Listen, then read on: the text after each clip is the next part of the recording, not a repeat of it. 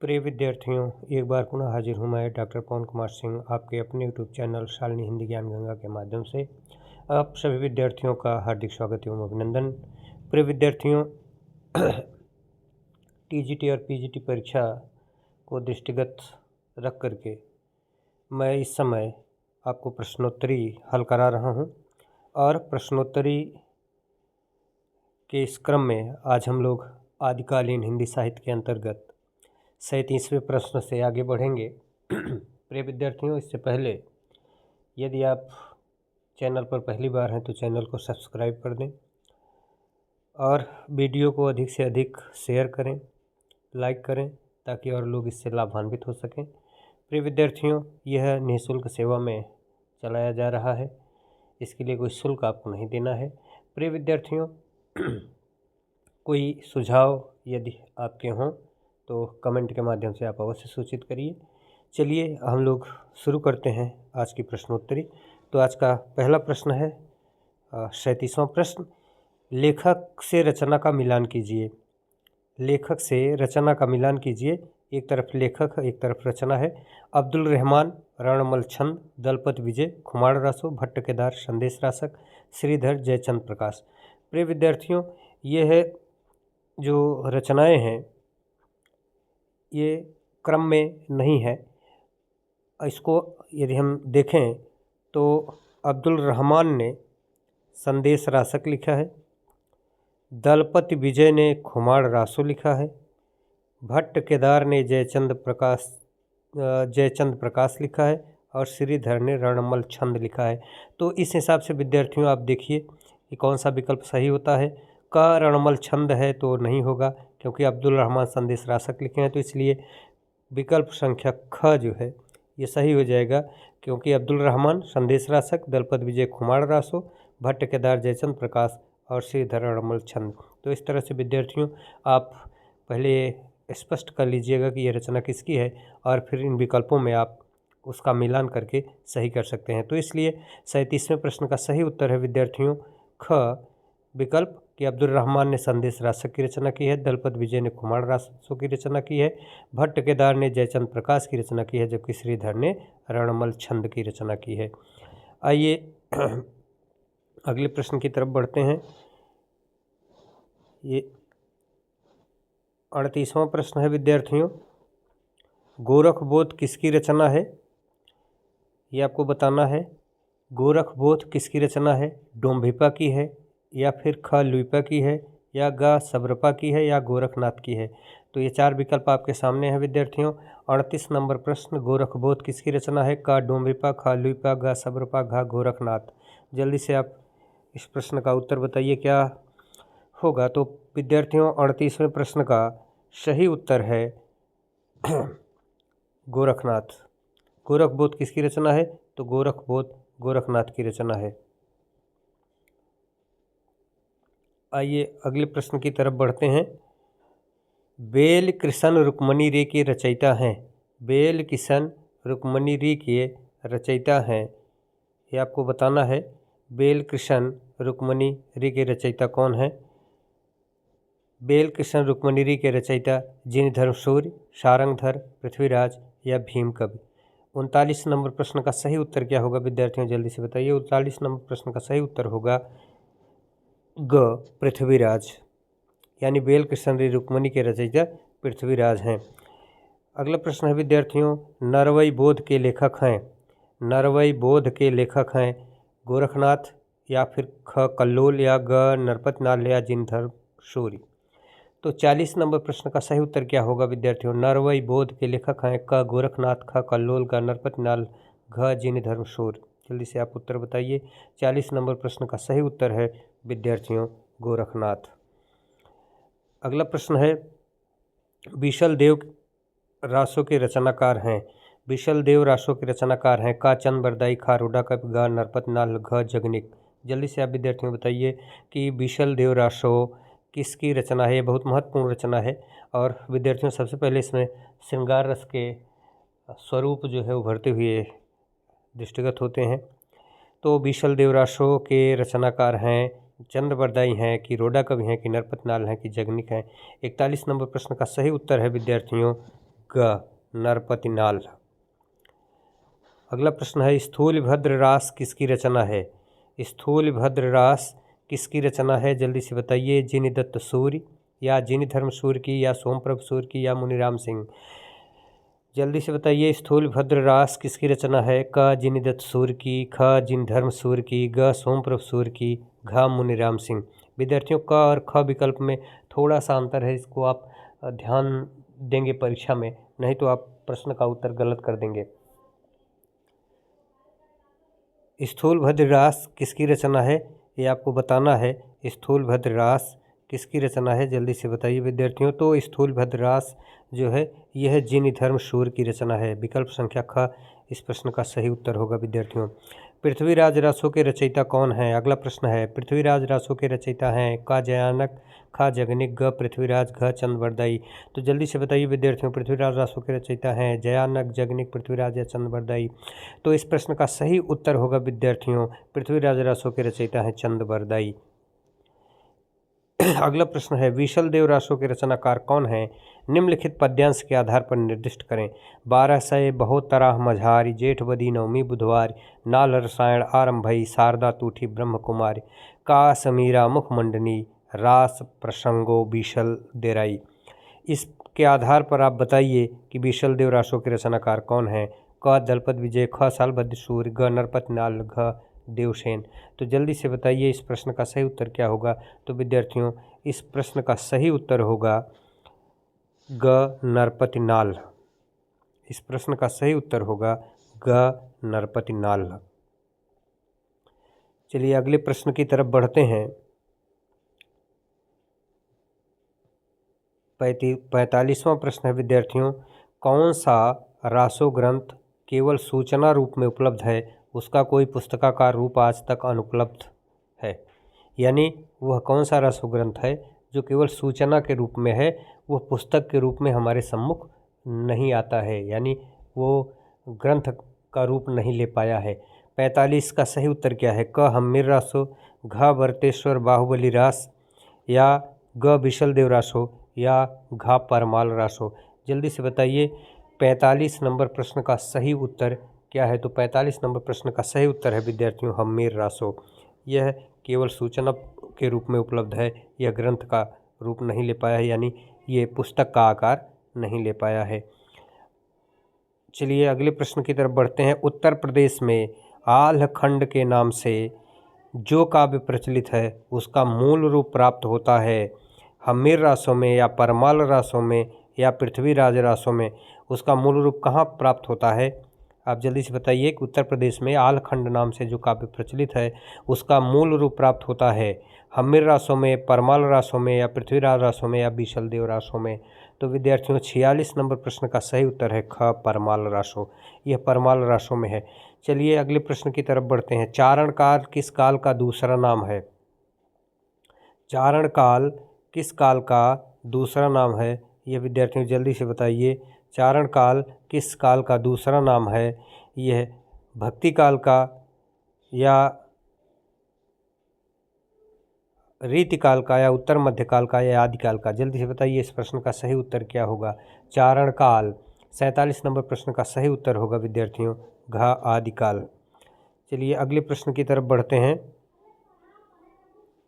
उपदेश रसायन रास के रचयिता हैं। बहुत महत्वपूर्ण रचना है, अक्सर परीक्षा में पूछी जाती है यह रचना। उपदेश रसायन रास के रचयिता हैं। 48 नंबर प्रश्न है अमीर खुसरो, जिनदत्त सूर्य, शालिभद्र सूर्य या जिन विजय?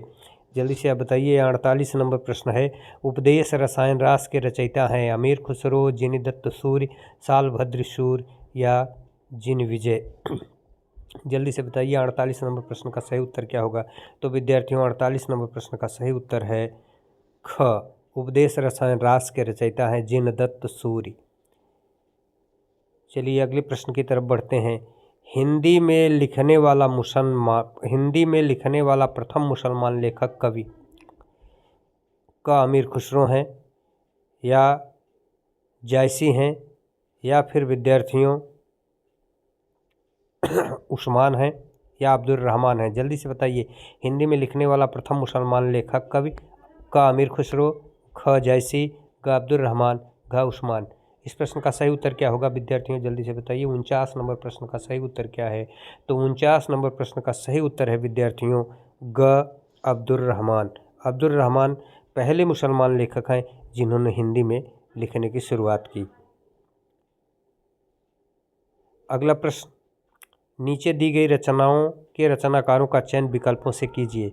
रचना दी गई है और 4 रचनाकारों के नाम दिए गए हैं, उनमें से कोई एक सही है।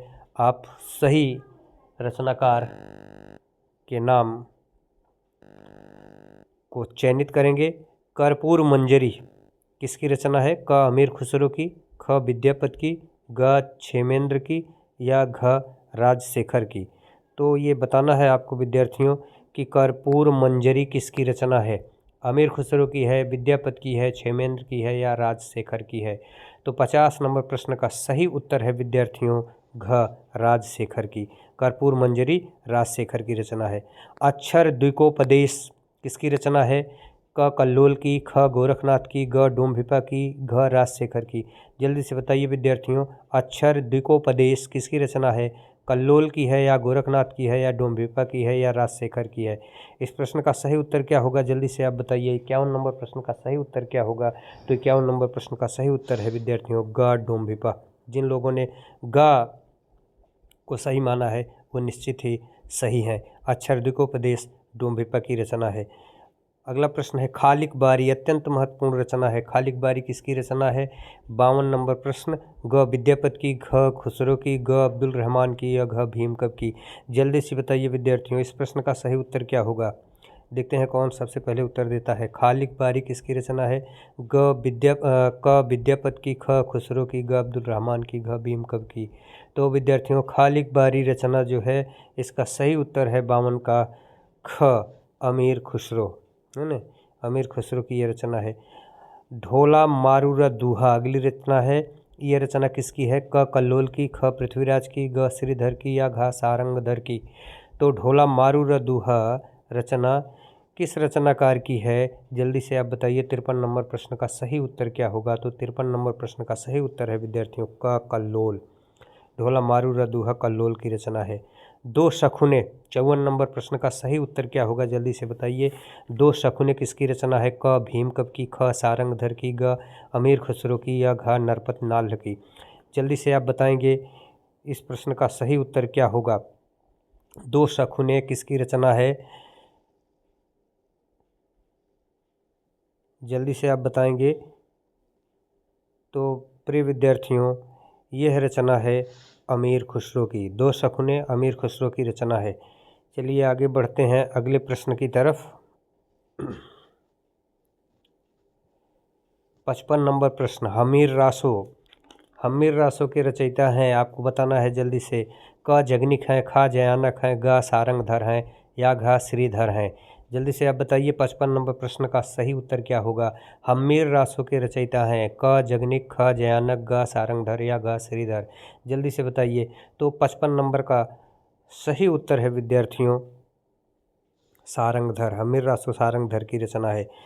सारंगधर पद्धति के रचनाकार हैं चंदबरदाई, श्रीधर, भट्ट केदार या सारंगधर? सारंगधर पद्धति की रचना किसकी है? जल्दी से उत्तर दीजिए विद्यार्थियों। आप सारंगधर पद्धति से पकड़ लिए होंगे, इसका सही उत्तर है घ सारंगधर। सारंगधर पद्धति सारंगधर की रचना है। चलिए विद्यार्थियों अगले प्रश्न की तरफ बढ़ते हैं। अगला प्रश्न, आदिकालीन जैन साहित्य किस भाषा में रचा गया है? आदिकालीन जैन साहित्य किस भाषा में रचा गया है? क अपभ्रंश, ख प्राकृत, ग राजस्थानी या घ डिंगल भाषा में? जल्दी से आप उत्तर दीजिए। आदिकालीन जैन साहित्य किस भाषा में रचा गया है? क अपभ्रंश, ख प्राकृत, ग राजस्थानी, घ डिंगल? तो 57 नंबर प्रश्न का सही उत्तर होगा विद्यार्थियों क अपभ्रंश।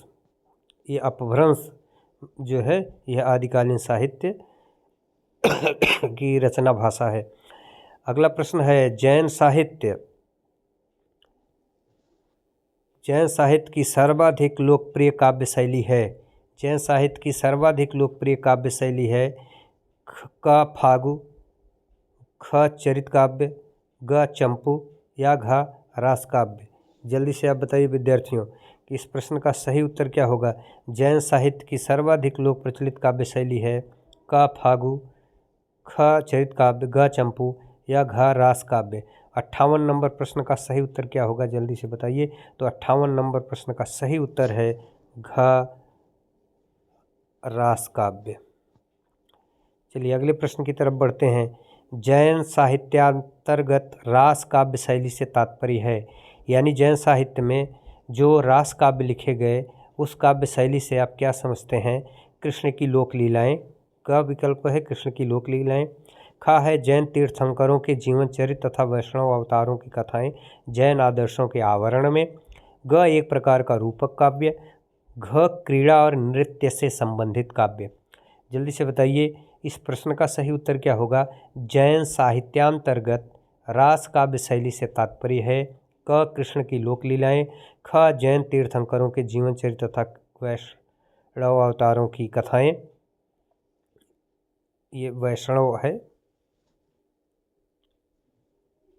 वैष्णव अवतारों की कथाएं जैन आदर्शों के आवरण में। तो 59 नंबर प्रश्न का सही उत्तर है विद्यार्थियों ख जैन तीर्थंकरों के जीवन चरित्र तथा वैष्णव अवतारों की कथाएं जैन आदर्शों के आवरण में। चलिए अगला प्रश्न है, भविष्यत कहा के रचनाकार हैं।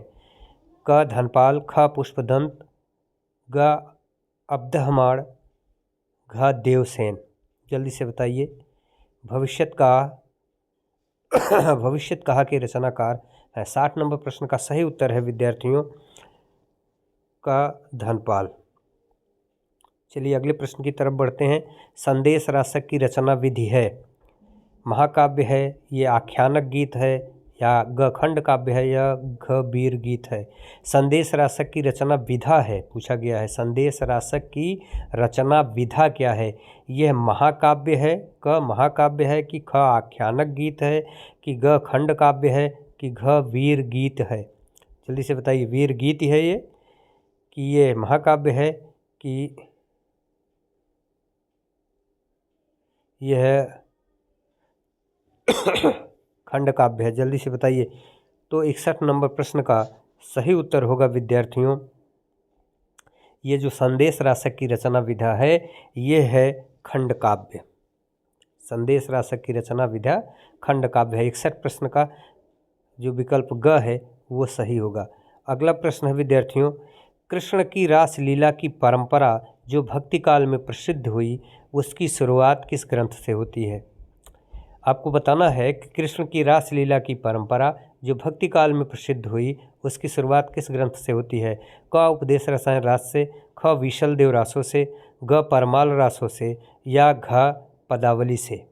जल्दी से बताइए। पदावली का मतलब जो विद्यापति ने पदावली लिखी है वहाँ से इसका आशय है। पदावली विद्यापति की रचना है। तो आप जल्दी से बताइए कि कृष्ण की रास लीला की परंपरा जो भक्ति काल में प्रसिद्ध हुई की शुरुआत किस ग्रंथ से होती है। बहुत ही महत्वपूर्ण प्रश्न है विद्यार्थियों। 62 नंबर प्रश्न का सही उत्तर क्या होगा। तो 62 नंबर प्रश्न का सही उत्तर होगा क उपदेश रसायन रास से कृष्ण की रास लीला की परंपरा जो है वो भक्ति काल में चली। 62 नंबर प्रश्न का सही उत्तर है क उपदेश रसायन रास। सिद्धों की भाषा को संध्या भाषा नाम किसने दिया है। ये बहुत ही महत्वपूर्ण प्रश्न है विद्यार्थियों, निश्चित रूप से इसको आप समझिएगा, ये महत्वपूर्ण है। ये प्रश्न जो है बहुत ही महत्वपूर्ण है, इसको आप निशान लगा लीजिएगा। सिद्धों की भाषा को संध्या भाषा नाम किसने दिया है। क हजारी प्रसाद द्विवेदी ने, ख आचार्य रामचंद्र शुक्ल ने, ग मुनि दत्त तथा अद्वैय वज्र ने, या घ ग्रियर्सन ने। जल्दी से बताइए इस प्रश्न का सही उत्तर क्या होगा। सिद्धों की भाषा को संध्या भाषा नाम किसने दिया है। क हजारी प्रसाद द्विवेदी, ख आचार्य रामचंद्र शुक्ल, ग मुनि दत्त तथा अद्वैय वज्र, घ ग्रियर्सन। 63 नंबर प्रश्न का सही उत्तर क्या होगा विद्यार्थियों, जल्दी से बताइए। तो 63 नंबर प्रश्न का सही उत्तर है विद्यार्थियों ग मुनि दत्त तथा अद्वैय वज्र ने सिद्धों की भाषा को संध्या भाषा नाम दिया है। अगला प्रश्न है, प्राकृत पैंगलम का विषय है। प्राकृत पैंगलम का विषय है, ये आपको बताना है। प्राकृत पैंगलम का क्या विषय है। प्राकृत पैंगलम का विषय रस है, छंद है, अलंकार है या ध्वनि है। प्राकृत पेंगलम का विषय क्या है? रस है, छंद है या अलंकार है या ध्वनि है? जल्दी से बताइए विद्यार्थियों, इस प्रश्न का सही उत्तर क्या होगा? 64 नंबर प्रश्न का सही उत्तर है ख, छंद। प्राकृत पेंगलम का विषय जो है वो छंद है। अगला प्रश्न है विद्यार्थियों, विद्यापति की पदावली में कौन सा रस प्रधान है? विद्यापति की पदावली में कौन सा रस प्रधान है?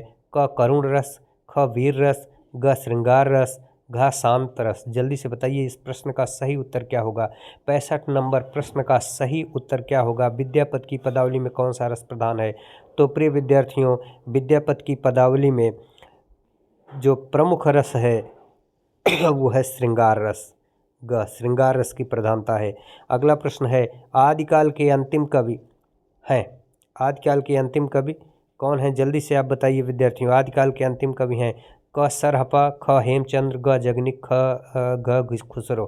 जल्दी से बताइए आदिकाल के अंतिम प्रमुख कवि हैं क, सरहपा, ख, हेमचंद्र, ग, जगनिक, घ, खुसरो। इस प्रश्न का सही उत्तर क्या होगा? 66 नंबर प्रश्न का सही उत्तर जल्दी से बताइए विद्यार्थियों क्या होगा? तो 66 नंबर प्रश्न का सही उत्तर है घ, खुसरो। आदिकाल के अंतिम प्रमुख कवि खुसरो को माना जाता है। अगला प्रश्न अत्यंत महत्वपूर्ण है विद्यार्थियों, कौन सा रासो ग्रंथ अजमेर के शासक से संबंधित है? कौन सा रासो ग्रंथ अजमेर के शासक से संबंधित है? क, विजयपाल रासो, ख, पृथ्वीराज रासो, ग, विशलदेव रासो, घ, खुमान रासो। जल्दी से बताइए 67 नंबर प्रश्न का सही उत्तर क्या होगा? कौन सा रासो ग्रंथ अजमेर के शासक से संबंधित है?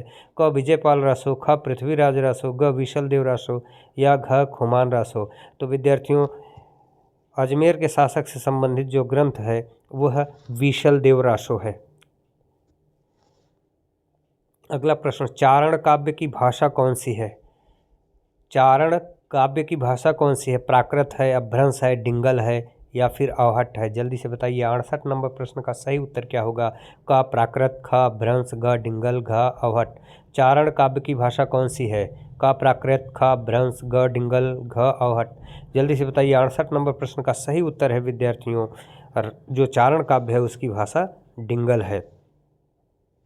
अगला प्रश्न है, सिद्ध साहित्य के विषय में कौन सा कथन सत्य नहीं है? ये अत्यंत महत्वपूर्ण प्रश्न है। इस तरह के प्रश्न अक्सर प्रायः परीक्षाओं में पूछे जाएंगे कि सिद्ध साहित्य के विषय में कौन सा कथन सत्य नहीं है। अभी आप यहाँ सत्य और असत्य पर भी ध्यान देना, अक्सर गलत हो जाता है। पूछा गया है कि कौन सा सत्य नहीं है और कभी कभी भ्रम हो जाता है कि असत्य नहीं है, तो लोग गलती कर देते हैं। तो सिद्ध साहित्य के विषय में कौन सा कथन सत्य नहीं है? सिद्ध साहित्य का झुकाव सहज साधना की ओर है। 69 नंबर प्रश्न का सही उत्तर क्या होगा? अब आप इसको बताइएगा। सिद्ध साहित्य के विषय में कौन सा कथन सत्य नहीं है? तो 69 नंबर प्रश्न का जो विकल्प है क जो है, सिद्ध साहित्य का झुकाव सहज साधना की ओर है, ये तो सत्य है। ये कथन जो है ये सत्य है। सिद्ध साहित्य के प्रथम कवि सरापा हैं, तो विद्यार्थियों यह भी सत्य है। और फिर सिद्ध साहित्य की रचना चर्या पदों तथा दोहों में हुई है, यह भी सत्य है। सिद्ध साहित्य का प्रणयन पिंगल भाषा में हुआ है, तो विद्यार्थियों यह जो है ये गलत है। सिद्ध साहित्य का प्रणयन जो है यह संध्या भाषा में हुआ है, न कि पिंगल भाषा में हुआ है। तो 69 नंबर प्रश्न का जो विकल्प घ है ये असत्य है और यही पूछा है कौन सा कथन सत्य नहीं है। तो इस प्रश्न का सही उत्तर हो जाएगा विद्यार्थियों घ। 69 प्रश्न का सही उत्तर है विकल्प घ। चलिए 70 प्रश्न, अपभ्रंश प्रभावित हिंदी रचना कौन सी है? 70वां प्रश्न जो है ये अत्यंत महत्वपूर्ण प्रश्न है। इसको आप समझिए कि अपभ्रंश प्रभावित हिंदी रचना कौन सी है? ख, खुमार रासो, क, खुमार रासो, ख, जय मयंक चंद्रिका, ग, भरतेश्वर बाहुबली रास, घ, डोला मारूरा दुहा। तो प्रिय विद्यार्थियों जल्दी से बताइए 70 नंबर प्रश्न का सही उत्तर क्या होगा? अपभ्रंश प्रभावित हिंदी रचना कौन सी है? क, क खुमार रासो, ख जय मयंक जस चंद्रिका, ग भरतेश्वर बाहुबली रास और घ ढोला मारूरा दूहा। तो इस प्रश्न का सही उत्तर क्या होगा विद्यार्थियों, जल्दी से बताइए। इस प्रश्न का सही उत्तर है अपभ्रंश प्रभावित हिंदी रचना, वो है भरतेश्वर बाहुबली रास। चलिए अगले प्रश्न की तरफ बढ़ते हैं। चारण साहित्य किस साहित्य का दूसरा नाम है? अत्यंत महत्वपूर्ण प्रश्न है, पीजीटी की परीक्षा में पूछा भी गया है। अपभ्रंश साहित्य, चारण साहित्य जो है किस साहित्य का दूसरा नाम है? पीजीटी 2004 की परीक्षा में प्रश्न पूछा गया है। 71 प्रश्न का सही उत्तर होगा चारण साहित्य किस साहित्य का दूसरा नाम है विद्यार्थियों? तो यह रासो साहित्य का दूसरा नाम है। घ सही होगा। 71 नंबर प्रश्न का सही उत्तर घ है। आइए अगले प्रश्न की तरफ बढ़ते हैं। 72वां प्रश्न, कौल ज्ञान निर्णय के रचनाकार कौन है? कौल ज्ञान निर्णय के रचनाकार कौन है? प्रिय विद्यार्थियों जल्दी से बताइए, कौल ज्ञान निर्णय के रचनाकार कौन है? क गोरखनाथ, ख मत्स्येंद्र नाथ, ग गोपीचंद्र, घ जलंधर। यह नाथ संप्रदाय से जुड़े हुए रचनाकारों के नाम हैं। जल्दी से बताइए 72 नंबर प्रश्न का सही उत्तर क्या होगा? कौल ज्ञान निर्णय के रचनाकार हैं गोरखनाथ, मत्स्येंद्रनाथ, गोपी चंद्र या जलंधर। जल्दी से बताइए 72 नंबर प्रश्न का सही उत्तर क्या होगा? तो 72 नंबर प्रश्न का सही उत्तर है कौल ज्ञान निर्णय मत्स्येंद्रनाथ की रचना है। चलिए विद्यार्थियों अगले प्रश्न की तरफ बढ़ते हैं। अगला प्रश्न है, मत्स्येंद्रनाथ का पूजा या उपासना का क्या नाम था? यह भी हम जब उधर वीडियो आदिकालीन साहित्य का बना रहे थे तो उसमें आपको ये प्रश्न का उत्तर जरूर मिलेगा। यदि आप वीडियो देखे होंगे तो आपको पता होगा कि इस प्रश्न का सही उत्तर क्या होगा। मत्स्येंद्रनाथ का पूजा या उपासना का नाम क्या था? मत्स्येंद्र था, पिपलीस देव था, या विष्णु शर्मा था, या मत्स्येंद्रनाथ था? जल्दी से बताइए 73 नंबर प्रश्न का सही उत्तर क्या होगा? मत्स्येंद्रनाथ का उपासना या पूजा का नाम क्या था? तो विद्यार्थियों इस प्रश्न का सही उत्तर है ख पिपलीस देव। आइए जल्दी से बढ़ते हैं दूसरे प्रश्न की तरफ।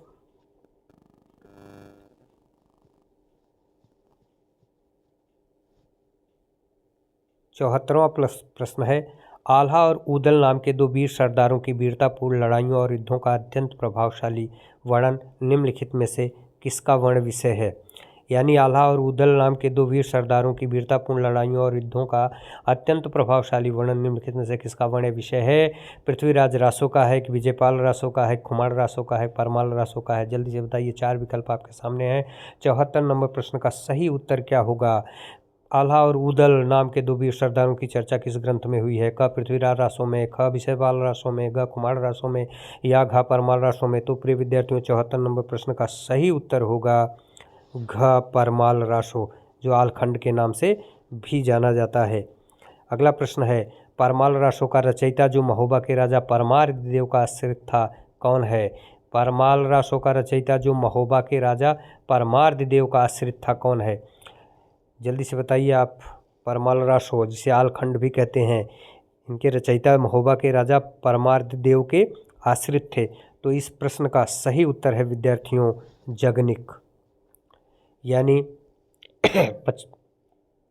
जो 75 नंबर प्रश्न है, इस प्रश्न का सही उत्तर है ग जगनिक।